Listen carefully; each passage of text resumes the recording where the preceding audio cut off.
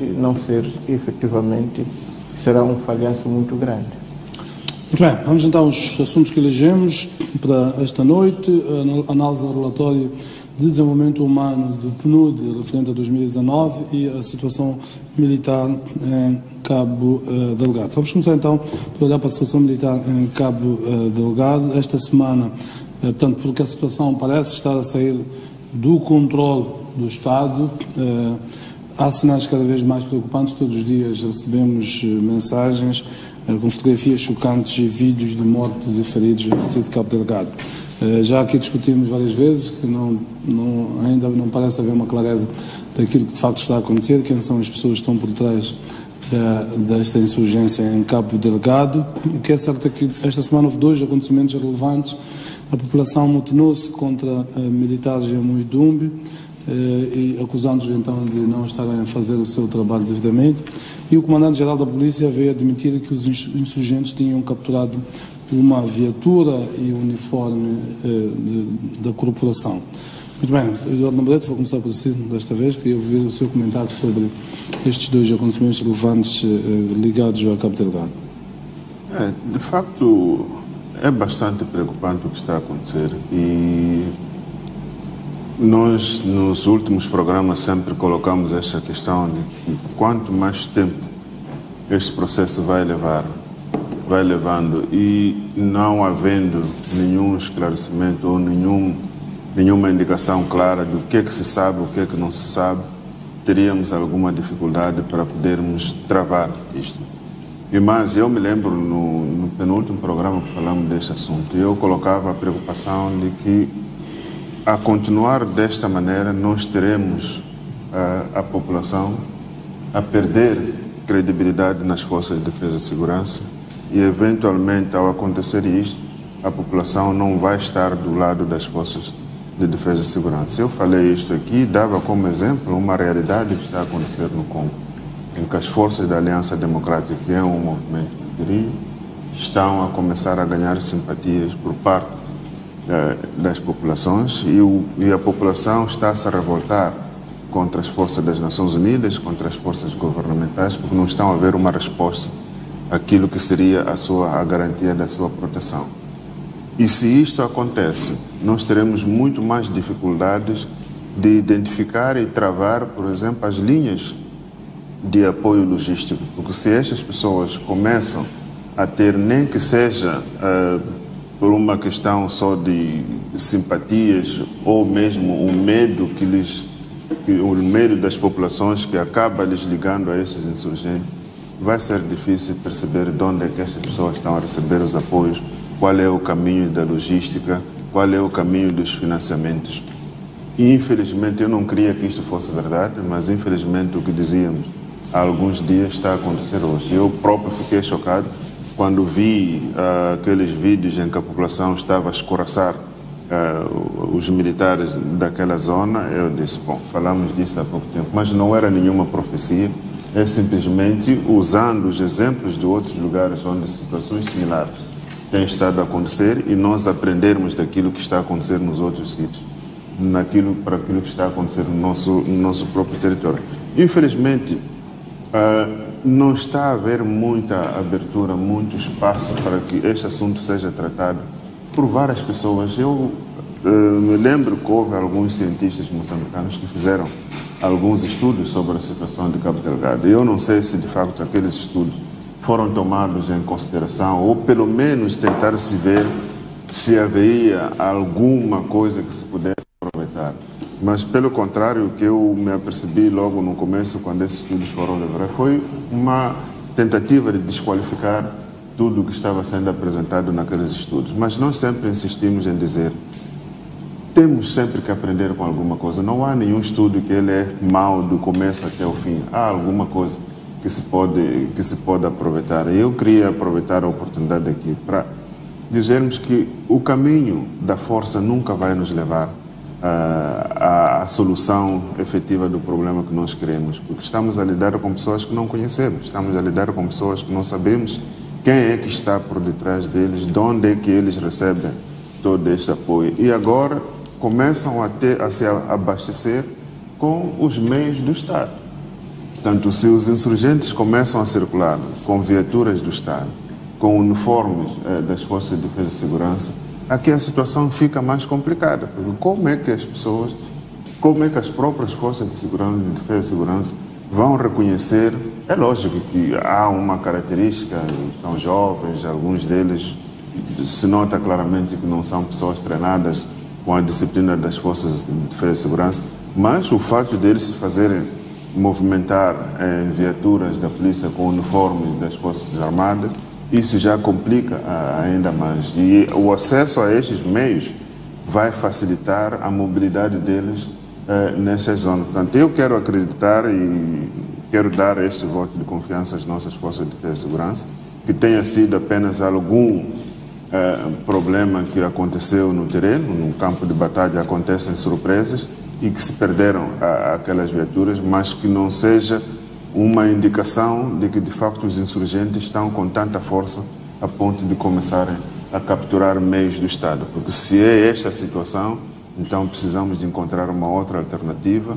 O Estado precisa de facto solicitar outras intervenções, apoio de outras forças nacionais, não estou a falar apenas de forças militares, mas este é um assunto de inteligência. Precisamos de pessoas que possam pensar, não simplesmente pessoas que possam disparar, porque já está-se a provar que não é pelos tiros que nós vamos conseguir resolver este problema. Podemos sim usar as armas, mas essas armas devem ser usadas para uma ação informada, e esta informação só pode vir através de um trabalho de inteligência. Então, vamos ver aqui o António Bueno.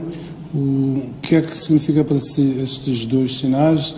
A população manifestar-se contra a presença de militares na sua zona de residência e os insurgentes capturarem meios do Estado? Bom, de facto a situação de Cabo Delgado está de facto muito preocupante e de facto a tendência até é a situação de instabilidade, a situação de intranquilidade e insegurança tem tendência a degradar-se à medida que o tempo vai passando. Agora, esta atitude dos cidadãos daquela localidade, isso espelha aquilo que é a total falta de confiança naquilo que deviam ser as nossas forças de defesa e segurança, principalmente no cumprimento da sua primária missão, que é de garantir a segurança dos cidadãos moçambicanos contra qualquer tipo de ataques à sua integridade que possam pôr em causa a sua vida e integridade física. O que significa que esta incapacidade, e segundo os relatos dos populares, é que resulta do facto de ter havido alguns ataques e não ter havido, do ponto de vista desses cidadãos, a devida reação por parte do destacamento ali afetado, que era suposto estar ali para garantir efetivamente a defesa daquelas populações, e mostrou-se incapaz em certos momentos de o fazer. É evidente que esta situação de insegurança leva ao desespero e terá efetivamente terá acontecido isto, em que as pessoas desesperadas, sentindo-se desprotegidas e de uma forma, até digo, um pouco irrefletida, teriam atualmente se mobilizado para expulsar aquele destacamento. Agora, a questão que se levanta é esta: e agora as pessoas estarão mais protegidas sem aquele destacamento, ou estarão muito mais expostas, eventualmente, a ataques deste grupo de malfeitores? Mas pronto, foi uma decisão que a população tomou, que é preciso respeitar, principalmente a causa que terá levado a esta decisão. Agora, cabe naturalmente às Forças de Defesa e Segurança tomarem aquilo que são as decisões, melhores decisões, no sentido de voltar a ganhar a confiança das populações, mas efetivamente transmitir uma mensagem que é a sua responsabilidade, é o seu papel, e que vão desempenhá-lo com profissionalismo, brilho, mas acima de tudo com o espírito patriótico que se espera que eles tenham, no sentido de garantir que esses ataques, pelo menos a acontecer, porque é imprevisível onde eles eventualmente poderão acontecer, mas já acontecer, ocorra por parte deles uma imediata intervenção, de modo a dar uma resposta adequada a esses ataques. Agora, relativamente à perda de bens de Estado, principalmente usados para as nossas forças de defesa e segurança, é evidente que eles, na posse destas viaturas e também fardamentos, eles podem, em certa medida, de uma forma até pacífica, entrar em determinadas zonas e fazerem desmandos, e as pessoas naturalmente confiando que se trata de um grupo de militares ou de polícias, eventualmente baixa-se a guarda, não há desconfiança alguma, e eles podem naturalmente depois fazer o que quiserem fazer, apanhando todas as pessoas desprevenidas. Mas diz também o facto de eles poderem usar estes instrumentos, estes meios do Estado, e para tentar violentar a população, pode também criar uma onda de desconfiança relativamente às forças de defesa e segurança. Isso significa que sempre que houver um movimento de militares ou de polícias numa determinada zona, tendo havido anteriormente ataques protagonizados por indivíduos usando estes meios do Estado e também o fardamento das nossas forças de defesa e segurança, pode naturalmente disseminar uma informação a nível das populações, no sentido de que qualquer grupo de pessoas vinda fazer-se transportar em viaturas policiais ou militares, é melhor termos cuidado com elas, até pode haver o inverso, quer dizer, em vez de pessoas fugirem, podem atualmente inverter e começarem a atacar as nossas forças de defesa com os instrumentos que tiverem ao seu dispor.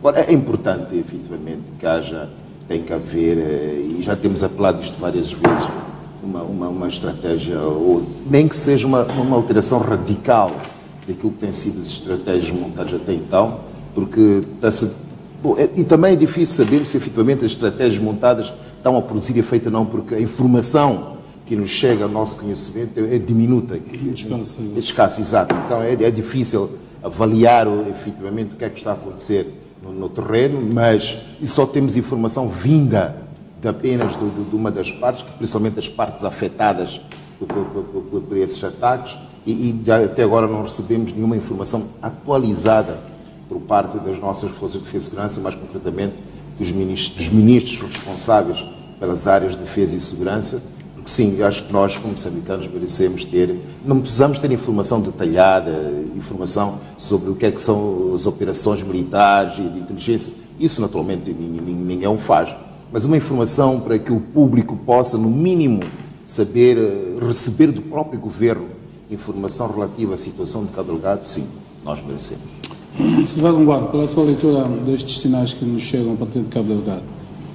Bom, eu penso que este tema está muito relacionado com o que eu acabei de dizer, porque al darmos fé a Marx falava da superestrutura e da estrutura, é fácil perceber que não estamos a falar de ataques e logo a seguir falaremos da pobreza, do falhanço do Estado, mas as causas estão evidentes neste tipo, por exemplo, de cerimônias que se fazem, em que mais de oposição, por exemplo, tem estado nestes anos todos entre 30 a 45, em que está toda ela ignorada. Portanto, quando um Estado caminha com apenas metade da população, ignorando a outra metade, penso que o que se adivinha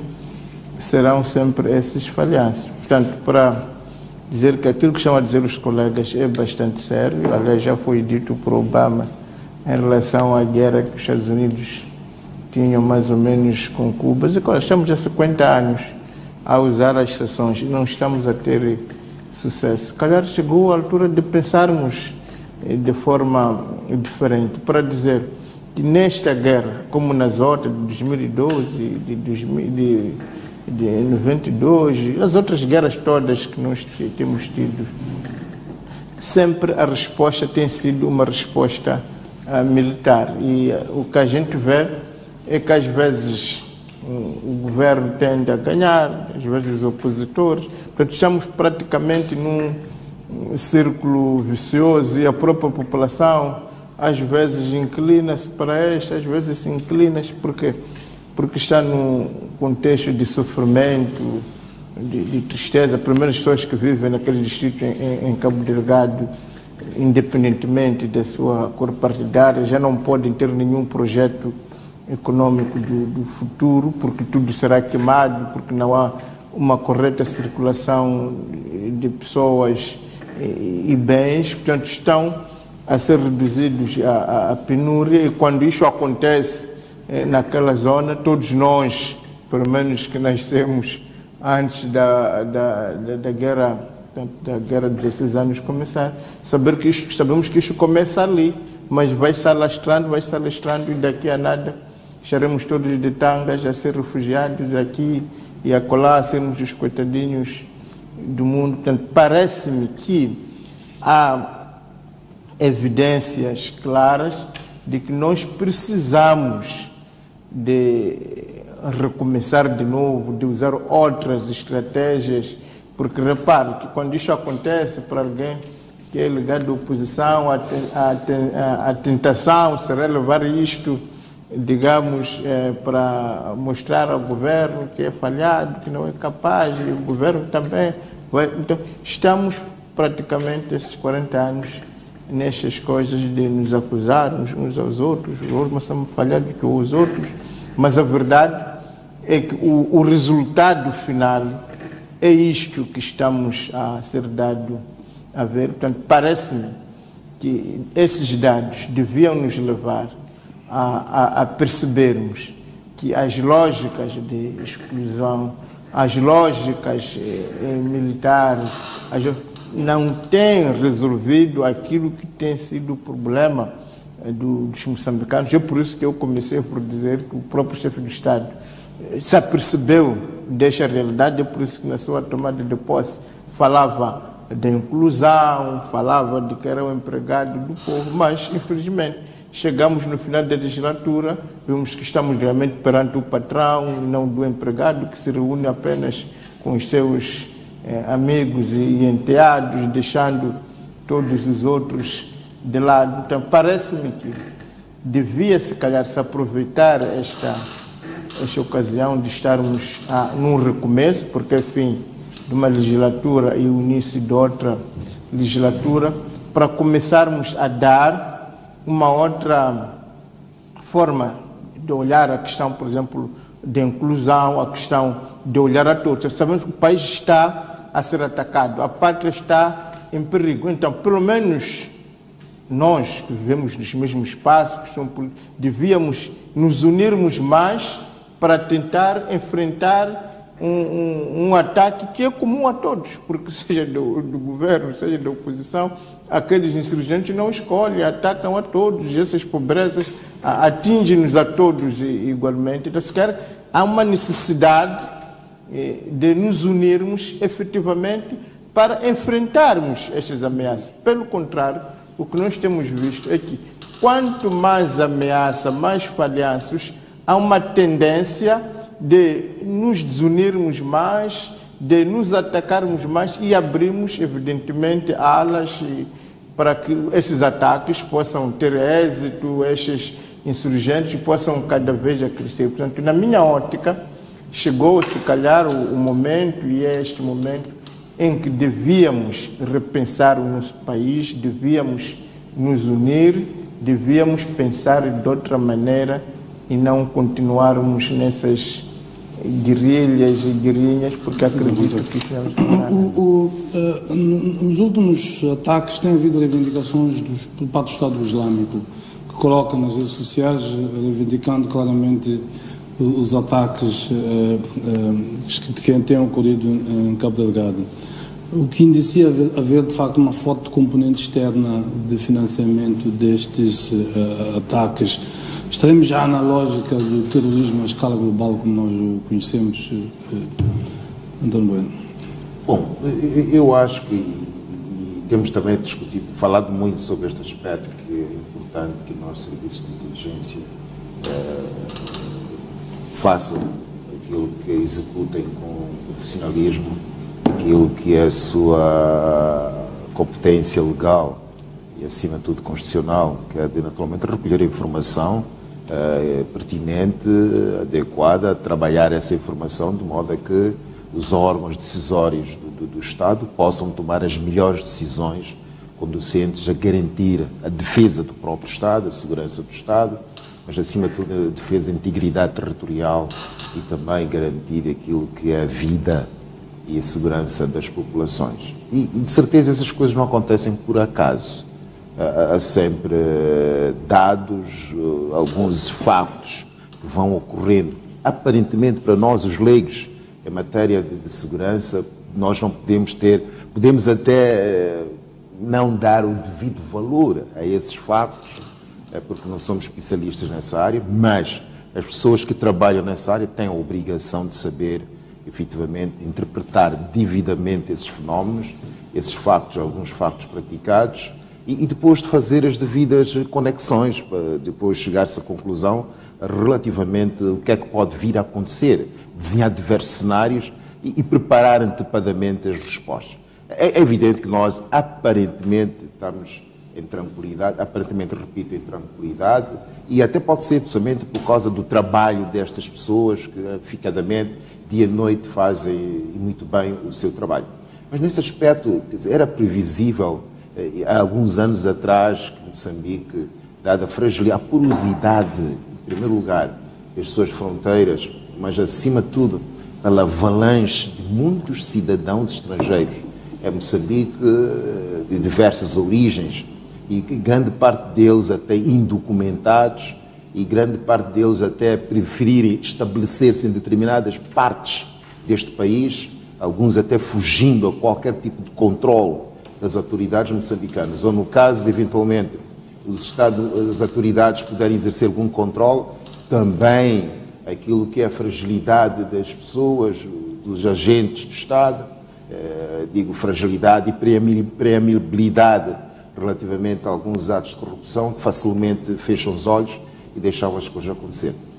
Então, isto de facto, o ambiente já vinha sendo criado e só estava à espera do momento certo e momento certo no entender dessas pessoas terá ocorrido quando fizeram-se os anúncios relativamente àquilo que era a exploração do gás naquela região. Mas também era previsível que grande parte dos países africanos, falo concretamente dos países africanos, sempre que houve exploração de recursos, houve sempre um escalar de violência, exato, de violência nessas áreas. Então, nós já devíamos estar preparados, e muito bem preparados, para enfrentar, eventualmente, quaisquer sinais de violência que pudessem ocorrer, e me parece que nós fomos apanhados todos de surpresa. Doutor Lambrete, estes sinais que nós tivemos esta semana não serão indiciários de que não temos capacidade interna de lidar com isto? E quando digo não temos capacidade interna de lidar com isto, não se trata sequer de desvalorizar o Estado, porque se são ações de terrorismo, vemos Estados de primeiro mundo estão a ser assolados por ações de terrorismo, com manifesta incapacidade de lidar com isso. Quando hoje em dia explodem bombas em Nova York, em Londres, em Madrid, enfim, daqui explodem de maneira diferente aqui, ou seja, e estes Estados grandes que têm já dificuldades de lidar com isto, imagina um Estado como o nosso, com todos os problemas que nós temos, não será isso que nós teremos aqui a enfrentar. Estou a lembrar-me das palavras do Presidente da República a propósito do 25 de setembro, quando se dirigia às altas patentes militares. Ele dizia assim: se não conhecem um fenómeno, procurem estudar, vão estudar, mas mobilizem os melhores recursos para lidar com isto. O que já indiciava na altura que o assunto se calhar estivesse a sair do controle das Forças Armadas de Defesa e Segurança, e que o discurso que fomos ouvindo das Forças de Defesa e Segurança talvez não fosse verdadeiro, de que entreguem-se, que estamos com a situação sob controle, enfim. Ou seja, que se calhar a ligação entre a componente militar e a componente política nunca foi no sentido genuíno de dizer a verdade do que acontece no terreno. Eu acho que isso revela um pouco de falta de humildade, porque a humildade nos ajuda a aprender, a humildade nos ajuda a ter a mente aberta para ouvir outras pessoas. Salvador Forquilha, João Pereira, o Sheikh Habib fizeram um estudo preliminar que trouxe algumas revelações e que nessa altura já se alertava para um problema naquela zona e que devia se tomar em conta antes que a coisa escalasse para estas dimensões. Se nos lembrarmos, os primeiros ataques eram feitos com katanas, paus, coisas assim. E a coisa escalou, agora usam armas. Agora já tem uniformes, agora já tem viaturas.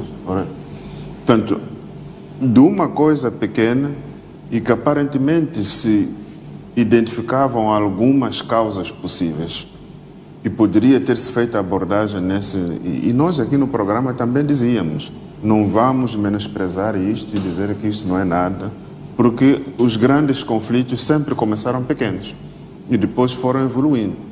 Eu não quero acreditar que o Estado Islâmico estivesse presente naquela zona desde o começo, mas obviamente, havendo um terreno fértil, necessitando apenas de um apoio logístico ou até de algum treinamento, estes grupos internacionais de terrorismo encontram um espaço já preparado para as suas ações. O Estado Islâmico tem uma agenda e, obviamente, em terreno fértil, eles vão implementar essa agenda. Pode ser o caso neste momento em que uma coisa começou com umas razões muito localizadas, reclamações, embora não tenham sido exteriorizadas pelos meios públicos, mas aqueles que foram estudar no terreno trouxeram quais eram as reivindicações daqueles grupos, daqueles jovens que estavam lá, e que alguns deles, ou muitos deles, segundo se dizia, muito pouco sabiam do Islão. Portanto, não poderia ser esta a principal razão. Havia reivindicações muito mais próximas a eles, só que isto foi ignorado. Os apelos de vários cidadãos de que vamos tomar este assunto com a seriedade que requer, antes que fique uma coisa muito grande, não foram tomados em conta. Esta semana o comandante provincial da polícia em Nampula, ele dizia que a polícia ia fazer todos os esforços, estava com receio de que este conflito em Cabo Delgado se alastrasse para a província de Nampula, o que significa que este risco existe, de facto, e há esta percepção dentro da própria corporação. O risco existe e é eminente. E quando nós falamos também de que o nosso Estado, num dos programas que falávamos sobre desenvolvimento dos recursos, nós dissemos, estamos apenas a olhar o lado bom do desenvolvimento desses recursos naturais. Não estamos a nos preparar para os efeitos colaterais que este desenvolvimento traz. Falamos e, aparentemente, as coisas foram simplesmente faladas e ficaram por aí. Agora, por exemplo, o colega Bueno estava a falar muito bem que aquelas pessoas estão a escoraçar as forças de defesa e segurança. Não se sabe se elas ficam mais protegidas ou menos protegidas. O que eu entendo daquela situação é que as pessoas estão a acusar as forças de defesa e segurança de não lhes proteger e, ao mesmo tempo, estar a criar raiva naqueles insurgentes. Portanto, é melhor que vocês saiam e pressupõe-se ou pode-se ler nas entrelinhas de que eles estão a dizer estamos melhor com os insurgentes do que com as forças de defesa e segurança. Portanto, saiam. Ou estão melhor sozinhos, tornam-se um alvo fácil, tendo ali por perto das forças armadas de defesa e segurança. Exato. Portanto, a ideia de que é previsto estarmos sozinhos, tivemos de ser atacados, pelo menos não há aqui pretexto de atacar as forças de defesa e segurança. Exatamente. São leituras possíveis. E a acontecer isto, aquele lugar oficialmente fica sem as forças de defesa e segurança. É um espaço muito fértil para os insurgentes que podem, inclusive, entrar em negociação com as populações. Olha, vamos conviver aqui em paz, já que vocês escoraçaram as forças de defesa e segurança, tacitamente vocês estão a aceitar a nós e não as forças governamentais. Portanto, nós não vamos vos fazer mal neste território aqui, vamos ficar em paz. E isto, tecnicamente, estamos a falar de uma zona libertada, porque é uma zona onde as forças governamentais não têm acesso e os insurgentes podem entrar em colaboração com os locais e eles mantêm-se ali de forma um pouco mais segura e esta pode ser uma base muito forte para todos os apoios logísticos e tudo mais, porque eles é que controlam aquela zona, têm uma convivência sadia com as populações. Portanto, não se pode olhar isto de ânimo muito leve, porque se tomaram aquela zona, se a população já está de costas viradas com as forças de defesa e segurança, este mesmo movimento pode acontecer numa outra zona. teremos mais uma zona libertada e teremos mais uma outra e vai se expandindo, porque na zona onde eles sabem que temos a colaboração da população para escoraçar as forças de defesa e segurança, não precisamos nos esforçar, mantemos apenas uma presença para coordenar as atividades e vamos avançando para outras zonas. E se as populações também tomarem as mesmas posições de escoraçar as forças, eles vão expandindo o seu raio de ação. Eu agora posso começar a acreditar que alguma força como o Estado Islâmico esteja já presente, mas no começo eu não acredito que eles estivessem presentes naquela zona, pela forma como as coisas foram sendo feitas. Mas neste momento começamos a ter alguns sinais da forma de operação do próprio Estado Islâmico. Portanto, já estão a ter mais recursos, estão a ter mais ousadia, não é? E estão a ganhar mais espaço. Nós não falamos isso com satisfação nem com alegria, não é nenhum ataque ao governo, porque o ataque que está a ser perpetrado em Cabo Delgado está a ser perpetrado a todo Moçambique. Todos os moçambicanos estão preparados. Quando nós fazemos esses comentários, o apelo é que não se pode menosprezar a contribuição de seja quem for. Se os nossos acadêmicos, se os nossos cientistas, se os nossos analistas fazem alguns pronunciamentos, algumas propostas, quem de direito tome isto, analise, deita fora aquilo que não presta, valoriza aquilo que presta, mas não se pode simplesmente ficar descartar as possibilidades, pegar 5, 6 jovens, apresentar em público, dizer, oh, estamos a ganhar a batalha, porque estão aqui 5 ou 6 jovens. Quer dizer, isto é tentar, talvez, agradar não sei a quem, mas sabendo claramente a situação real. Quando um grupo de malfeitores consegue tomar de assalto viaturas do Estado, este não é um exercício, não é um exercício de se resolver com a apresentação de pequenos de poucos jovens em comícios públicos para dizer que estamos a ganhar a guerra. Bem, se houver esta componente de Estado Islâmico, como é que a analisa? Bom, eu penso que ao analisarmos esses fenómenos, as bases comparativas, tanto espaciais como temporais, são fundamentais, não é? Começando pelos espaciais, nós temos a Zâmbia, tinha minas de cobre, acabou até de explorar as minas, não teve nenhum conflito, até hoje não tem. A África do Sul, minas de ouros, não é? Que também já estão a esgotar, não teve conflitos dessa magnitude.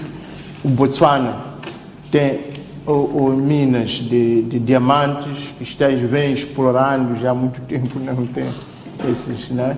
E olhando, por exemplo, o caso do Zimbábue, que também tem minas de urânio, diamantes, até passou por uma experiência de conflito, mas que acabou realmente por unir os grandes dois partidos, que era a ZANU e a ZAPU, e desde lá têm experimentado e estado tanto momentos de paz. A África do Sul também, o primeiro governo foi um governo de inclusão, e esses países que estamos a referir, e, portanto, Zâmbia, são países que tiveram já alguma alternância. Portanto, parece que a grande diferença desses países como Moçambique é que Moçambique, como Angola, portanto, que tem sido países que vivem em termos conflitos, nunca tiveram uma situação verdadeira de inclusão, um pouco em Angola, mas Moçambique é o extremo, e tem vivido realmente em momentos de conflitos que não têm fim. É por isso que temos que começar a pensar de forma diferente, não nos basta dizer que isso acontece na Inglaterra, porque são coisas diferentes, não é isso que está a acontecer. Portanto, não está em causa a soberania da Inglaterra, a soberania dos Estados Unidos por causa desses ataques, mas a nossa soberania com estes ataques está em causa, porque são pessoas que estão a ocupar o território, a expulsar as outras. Isso é o primeiro. Agora, outra fase também, eu preciso lembrar que a Frelimo, quando lutava, dizia-se que é um projeto comunista, não até Salazar era contra os comunistas, mas hoje, envolvido, nem passam 50 anos, a gente percebe que não temos nenhum comunista em Moçambique, nem algo com isso parecido. Se nós olharmos a guerra de 16 anos, os guerreiros da Renamo eram apresentados como uns grandes crentes que tinham arma na mão, a Bíblia do outro lado. Passado este tempo todo, a gente percebe que não havia pastor nenhum. Portanto, parece-nos que, quando há uma questão de conflito, qualquer indivíduo que se mete nestas empreitadas há de ver quais as forças externas que podem o ajudar. No tempo da Frelimo era fácil dizer que é uma luta comunista, teria um grande apoio da URSS. No tempo das guerras de 6 anos, era fácil dizer que estamos a lutar para a liberdade religiosa e teria um apoio. Neste momento, o grupo, pelo menos que está ativo, reivindicativo, o Estado Islâmico, portanto, é fácil você se juntar ao Estado Islâmico. Mas a gente percebe que isso não passam de estratégias. O que está em causa são conflitos internos. Se não fosse o Estado Islâmico que é ativo, fosse a União Soviética ou fossem religiosos, também seriam esses convidados a apoiar esta causa. Mas para dizer que os problemas de Moçambique não têm nada a ver nem com o Estado Islâmico, nem tiveram a ver com o comunismo, nem com a religião, tem a ver com processos de exclusão. Tem a ver com o fato de efetivamente ignorar-se grandes grupos sociais.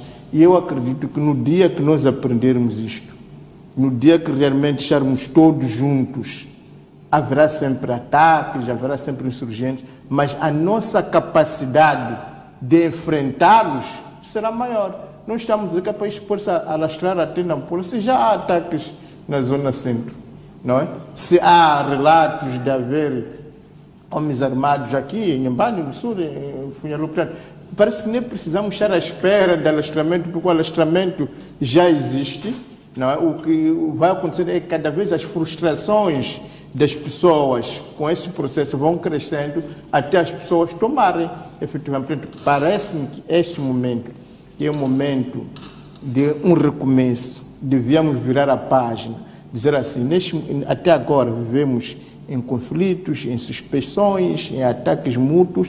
Vamos, se calhar, tentar uma nova lógica de relacionamentos, em que realmente a temática da paz, eu espero que até que haja, se calhar, um Ministério de Reconciliação Nacional, isso que é de uma forma permanente, porque nós temos que reconhecer que o nosso problema, moçambicanos, não é o problema do mundo, como dizíamos, os nossos descalabros econômicos são problemas do mundo. Não são. Há países, neste momento, que estão em franco desenvolvimento. Os nossos problemas são nossos problemas de falhanços internos, os nossos problemas de guerra já tem barbas brancas, não tem nada. A Tanzânia nunca esteve em guerra. Está aqui ao lado, a Zâmbia. Estes são problemas nossos, porque nós nos excluímos, nos combatemos sem trégua. Vamos tentar nos unir, nos incluir, se calhar há de vir uma nova paz.